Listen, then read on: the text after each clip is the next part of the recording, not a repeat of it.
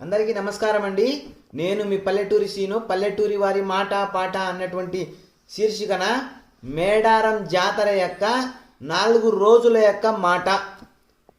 మేడారం జాతర ద్వారా మనకు ఏం తెలిసింది? మేడారం జాతర యొక్క సంస్కృతి ఏమిటి?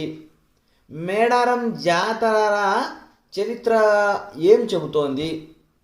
4 రోజులు జరిగినటువంటి ఈ జాతర ద్వారా భారతదేశ ప్రజలు ఏం తెలుసుకోవాలి?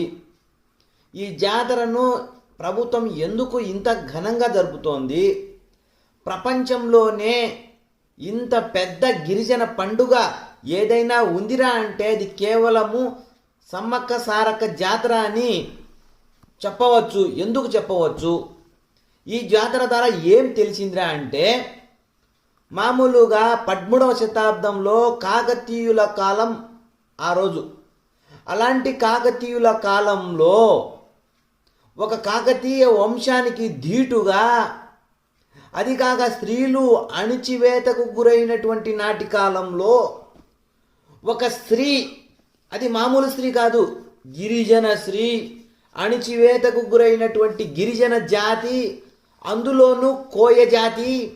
ఈ కోయ జాతి గోండు, సవర మొదలైనటువంటి గిరిజన తెగలన్నింటినీ కూడా ఏకతాటి మీదికి తీసుకొచ్చి బలమైనటువంటి కాకతీయ వంశానికి ఢీ కొట్టి వాళ్ళకి ఎదురు నిలబడి గెరిల్లా యుద్ధంలో విరోచితంగా పోరాడినటువంటి ఒక యోధురాలు యొక్క కథను ప్రపంచానికి చాటి చెప్పాలనేటటువంటి గొప్ప సదుద్దేశంతో ఈ జాతరను ఘనంగా జరుపుతున్నారు.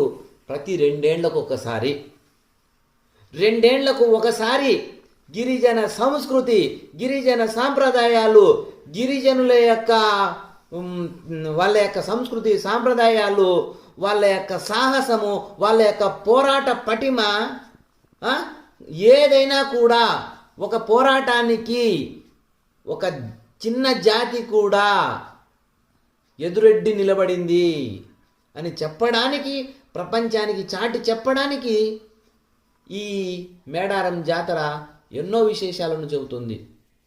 అది కాక ఎక్కడ కూడా మనము సమ్మక్క, సారలమ్మ, పగిడిద్దిరాజు, నాగులమ్మ, తరువాత జంపన్న, గోవిందరాజు ఎక్కడ కూడా శత్రువుల చేతికి చిక్కకోకుండా, వాళ్ళ చనిపోయిన తర్వాత కూడా వాళ్ళ శరీరాలు శత్రువులకు చిక్కకూడదనేటటువంటి ఉద్దేశంతో వాళ్ళు మాయమైపోయారు. అంత గొప్ప